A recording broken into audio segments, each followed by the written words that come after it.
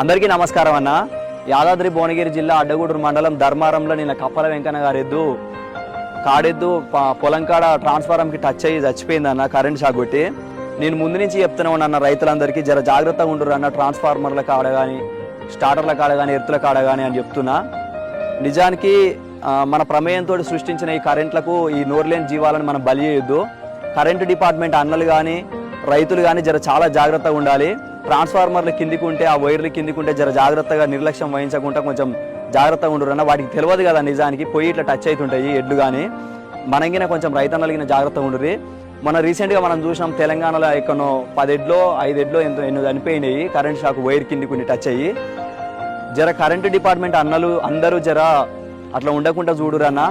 మీకు దయచేసి మరీ చెప్తున్నా, రైతన్నలకి ఒకసారి జాగ్రత్తగా ఉండరు. ఎడ్లని ముందట నిలబడి మేపుకోరు, లేకపోతే తాడువేటి కట్టేసుకోరు, కానీ ఇట్లా వదిలిపెట్టకూరనా.